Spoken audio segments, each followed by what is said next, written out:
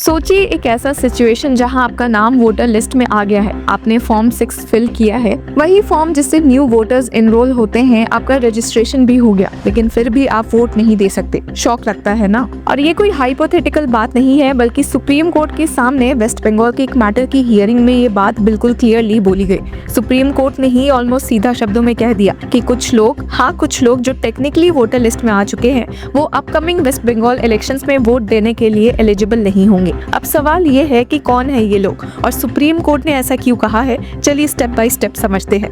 Hello law lovers and justice seekers, welcome to law Chakra. हम आपके लिए लेकर आए हैं कुछ बहुत ही exclusive. Introducing law Chakra prime membership, जो आपको देगा exclusive access like never before. बनिए लॉ चक्रा की प्राइम मेंबर और अनलॉक कीजिए full potential of legal knowledge. अभी ज्वाइन कीजिए। अभी पूरा मैटर वेस्ट बंगाल के स्पेशल इंटेंसिव रिवीजन यानी SIR प्रोसेस से जुड़ा हुआ है, जहां इलेक्टोरल रोल को रिवाइज किया जा रहा है। हियरिंग के दौरान जस्टिस जॉय माल्या बागची ने एक बहुत ही इंपॉर्टेंट ऑब्जर्वेशन दिया, जो इलेक्शन लॉ का कोर समझने के लिए क्रूशियल है। उन्होंने कहा कि there are differences, one is an amendment of the electoral roll, another is the electoral roll which goes for polls. मतलब सिंपल लैंग्वेज में वोटर लिस्ट में नाम ऐड होना और एक्चुअल इलेक्शन में वोट देना दोनों अलग चीजें हैं। और यही आता है एक की कॉन्सेप्ट जो पूरा गेम चेंज कर देता है, और वो है क्वालिफाइंग डेट। अब लॉ के according specifically representation of the people act 1950 के सेक्शन 14B के तहत एक क्वालिफाइंग डेट होती है जो डिसाइड करती है कि कौन इलेक्शन के लिए एलिजिबल वोटर माना जाएगा। ये डेट जनरली साल में 4 होती है, 1 जनवरी, 1 अप्रैल, 1 जुलाई और 1 अक्टूबर। इसका मतलब ये है कि अगर आपने फॉर्म 6 फिल करके वोटर लिस्ट में अपना नाम ऐड करवा लिया, लेकिन वो एडिशन क्वालिफाइंग डेट के बाद हुआ, तो आपका नाम लिस्ट में होने के बावजूद आप उस पर्टिकुलर इलेक्शन में वोट नहीं कर पाओगे। और यहीं पर जस्टिस बागची ने इस बात को और क्लियरली एक्सप्लेन करते हुए कहा कि the electoral roll which goes for polls is as per the qualifying date which is announced by the ECI। यानी जो फाइनल वोटर लिस्ट इलेक्शन के टाइम यूज होती है, वो एक कट ऑफ डेट के बेसिस पर फ्रीज हो जाती है। उसके बाद जो भी एडिशंस होते हैं वो नेक्स्ट इलेक्शन के लिए काउंट होंगे, ना कि करंट वाले के लिए। अभी समझना इंपॉर्टेंट है कि कोर्ट ने किसी का राइट डिनाई नहीं किया है वोटर बनने का।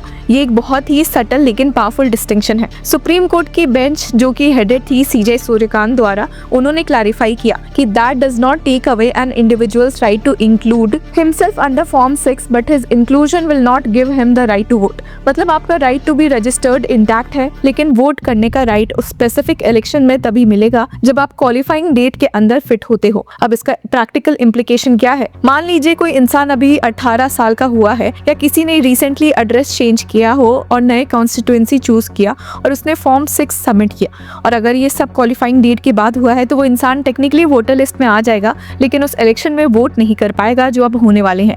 अब इस हियरिंग में वोटर लिस्ट और फॉर्म 6 को लेकर काफी तीखी बातें पिटिशनर्स की तरफ से सीनियर एडवोकेट कपिल सिब्बल और कल्याण बैनर्जी ने भी रखे थे। उन्होंने ये एलिगेशन लगाया कि बहुत लार्ज नंबर में फॉर्म 6 एप्लीकेशंस फाइल की जा रही है, वो भी बीजेपी वर्कर्स द्वारा, जबकि क्लेम्स और ऑब्जेक्शंस का एजुडिकेशन अभी चल रहा है। सीनियर एडवोकेट कल्याण बैनर्जी ने तो एक शॉकिंग क्लेम भी किया कि एक ही इंसान ने 30,000 फॉर्म 6 एप्लीकेशन सबमिट कर दिए हैं। अब उनका कंसर्न ये था कि अगर इतनी बल्क में एप्लीकेशंस आ रही है, तो इलेक्टोरल रोल की इंटीग्रिटी कॉम्प्रोमाइज हो सकती है। उन्होंने डिमांड किया कि फॉर्म 6 की डिटेल्स बूथ वाइज पब्लिक किए जाए, ताकि ट्रांसपेरेंसी हो और लोग ऑब्जेक्शंस फाइल कर सके। इसके जवाब में इलेक्शन कमीशन ऑफ इंडिया के counsel senior advocate DS Naidu ने एक स्ट्रॉन्ग काउंटर दिया। कहा कि if somebody has a right, nobody can thwart it. मतलब अगर कोई जेन्युइनली एलिजिबल है वोटर बनने के लिए, तो उसका रजिस्ट्रेशन रोकना भी गलत होगा।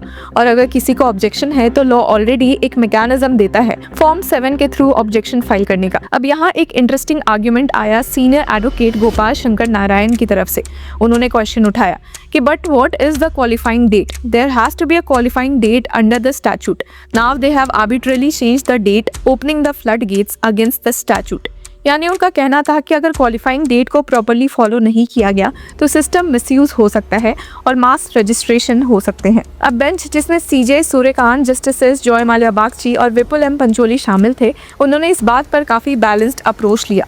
CJ सूर्यकांत ने कहा भी कि happens every time, not the first time, you can raise objections. मतलब कोर्ट ने एक्नॉलेज किया कि बल्क एप्लीकेशंस कोई नई बात नहीं है, हर इलेक्शन के टाइम ऐसा होता है और इसका सोल्यूशन ऑब्जेक्शन मैकेनिज्म ही है। साथ ही कोर्ट ने ये भी कहा कि पिटिशनर्स के जो एलिगेशंस है वो अभी सिर्फ वर्बल सबमिशन है, रिकॉर्ड पर कुछ कॉन्क्रीट नहीं रखा गया है। इसलिए कोर्ट ने तुरंत कोई ड्रास्टिक स्टेप लेने से मना किया और बोला कि we are not closing the case at all, we will see when the time comes. यानी कोर्ट ने डोर कम्प्लीटली बंद नहीं किया, लेकिन प्री मैच्योर इंटरवेंशन से भी बचने की कोशिश की। एक और इम्पॉर्टेंट डेवलपमेंट ये हुआ कि कोर्ट ने अपेलेट ट्रिब्यूनल्स को अलाउ किया कि वो फ्रेश डॉक्यूमेंट्स कंसिडर कर सकते हैं जब वो इलेक्टोरल रोल से एक्सक्लूजन के अपील सुन रहे हैं।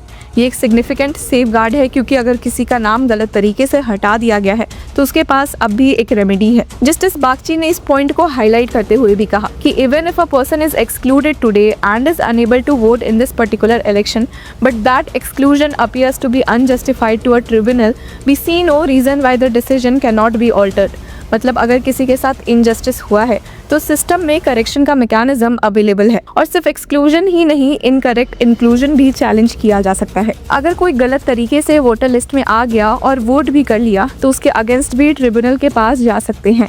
कोर्ट ने कहा कि पूरा क्लीनिंग एक्सरसाइज लॉजिकल कंक्लूजन तक जाना चाहिए। तो ओवरऑल पिक्चर क्या बनती है? एक तरफ लॉ ये इंश्योर करता है कि हर एलिजिबल सिटीजन को वोटर बनने का राइट मिले, और दूसरी तरफ इलेक्शन प्रोसेस को स्टेबल और मैनेजेबल रखने के लिए क्वालिफाइंग डेट जैसा कट ऑफ इम्पोज किया गया है।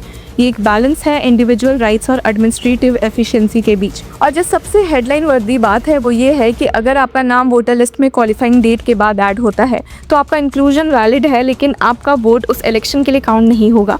ये कोई पनिशमेंट नहीं है, बल्कि एक प्रोसीजरल लिमिटेशन है जो इलेक्शन सिस्टम को स्मूथली चलाने के लिए ज़रूरी है। अब जब पॉलिटिकल पार्टीज इस इशू को लेकर दूसरे पर एलिगेशंस लगा रही है और मास फॉर्म 6 सबमिशंस पर डिबेट हो रही है, तो कोर्ट का स्टैंड काफ़ी क्लियर है। प्रोसेस फॉलो करो, ऑब्जेक्शंस रेज करो और ट्रिब्यूनल के थ्रू डिस्प्यूट्स रिजॉल्व करो। पैनिक क्रिएट करना या हाइपोथेटिकल कंसर्न्स पर ड्रास्टिक ऑर्डर पास करने से कोर्ट ने क्लियरली डिस्टेंस बनाया है। एंड में एक सिंपल टेक अवे है, वोटर बनना और वोट देना 2 अलग लीगल स्टेजेस है, और अगर आप या कोई और इस नुआंस को इग्नोर करता है तो कंफ्यूजन क्रिएट होना ऑब्वियस है। तो व्यूअर्स, इस पूरे मुद्दे पर आपकी क्या राय है? Do let us know in the comment section. Until then keep following law चक्र।